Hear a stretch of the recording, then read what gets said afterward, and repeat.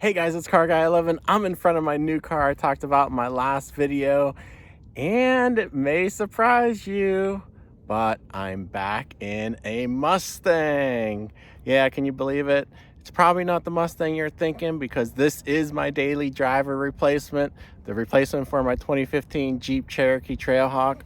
But yeah, it is the Mustang Mach-E. I know. It shouldn't be called a Mustang. I still feel that same way, but I like the Mach-E name at least.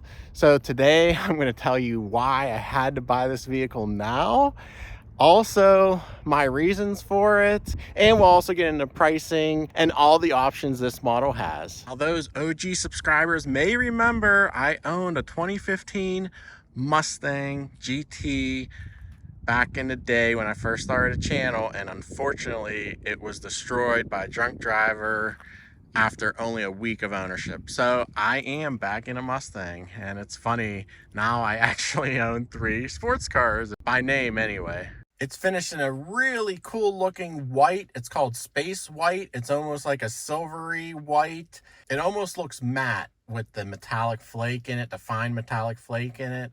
Really cool looking.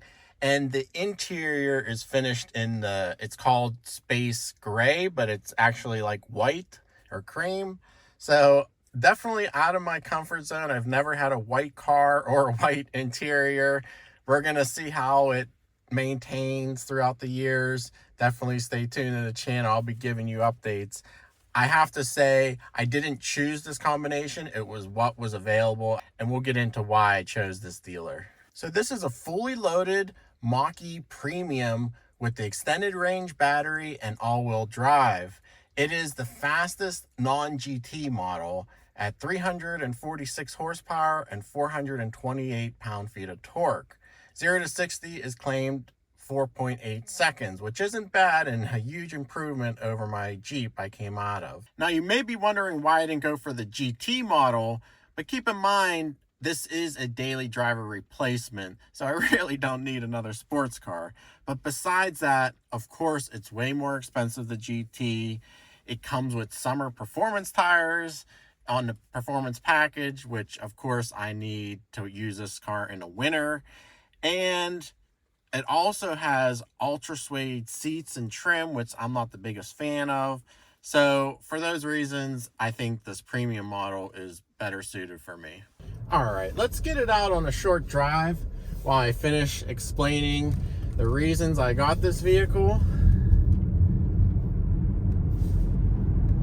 But as you can hear, it's super quiet, as to be expected. But yeah, so what else did I consider? Well, I wasn't only considering EVs.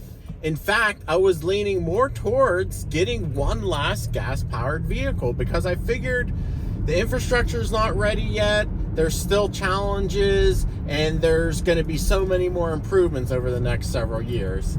So my honest first thought was to get one more gas-powered vehicle before switching over.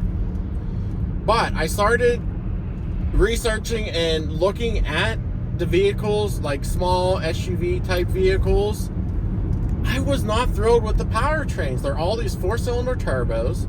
They have lag off the line. I was used to the quick response in my V6 Cherokee. The only thing that gas powered that was quick off the line was the V8 powered. I was considering the V8 Hemi Grand Cherokee. I actually reviewed that early this year, and I mean, that engine was good, but of course it would use a ton of fuel. But the only thing, that vehicle's on the big side, especially for one person. I don't have kids or anything, and it was just too much vehicle for me, although I did like it a lot. But that kind of led me towards an EV, because you get the instant response off the line, like a big displacement engine without turbo, and you know, it was kind of enticing. No gears, don't have to worry about clunky shifting transmission. All right, we're gonna do a hard start with the right turn. And the rear end actually comes out a hair when you do that. That's what's so cool. You have a rear bias here. The rear motor is bigger than the front motor, and that was one thing I really didn't like about the Cherokee, is that front wheel drive feeling. So that was one thing this solved.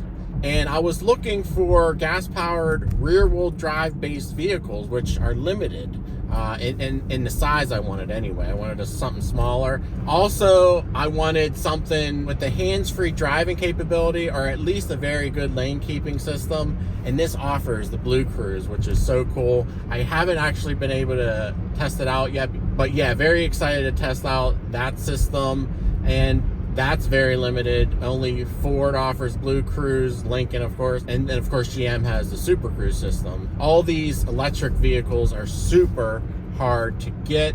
A lot of them are marked up. In fact, the Mustang Mach-E's, most of the ones I was looking at were $10,000 over sticker. So this one I found online, and I called a dealer. It was available. They were selling it at sticker, and this is Stuckey Ford in Hollidaysburg, PA, so shout out to them. I basically bought this car in one day. I found it on a Friday and picked it up on a Saturday. I really wasn't going to get anything. I wasn't going to pay over sticker, put it that way, and I really wasn't going to get anything unless I found a deal that I wanted. And on top of them selling it at sticker, I actually have Ford X-Plan, and they accepted that, which no other dealers were accepting. Now, that is only about a $900 savings, but still, it's nice to have. In addition, if you buy this car by the end of this year of 2022, it still qualifies for the full $7,500 federal tax credit if you qualify for that, and I would. So I get another $7,500 off. So basically, the sticker price for this was like $58,500. I saved almost $1,000 in that X-Plan, and then with the $7,500 tax savings, federal tax credit, I basically got this car for $50,000, which really isn't horrible. I hate spending a lot on a daily because I have all the sports cars, of course, as well. But I didn't think it was too bad. Plus, of course, I traded in my Jeep. But another crazy thing is the 2023 Mustang Mach-E's have gone up $8,000. So I was like, I just have to get it now. That's why I had to get it now, because it was too good of a deal to pass up, and I knew these prices just keep going up and up and up on the EVs and everything, really. So I wanted to just get it and experience EV life, and I hope you guys will enjoy the journey, learning with me all the ins and outs of charging and everything else. I will be parking this car outside. I will be driving it through snow, so we're gonna see how it performs, how the battery range gets affected by temperature. And I am gonna be taking it on a trip here in a couple weeks, so we'll see how the charging infrastructure is, because I'm definitely gonna have to charge along the way. So I think it's going to be a fun adventure, so I hope you guys do too, and I hope you subscribe to see more videos. Give this video a like too. Tell me your thoughts in the comments below. Do you think I'm nuts for jumping into the EV bandwagon so soon? But anyway, guys, thanks for watching. Hope you enjoyed the video, and I'll see you in the next one.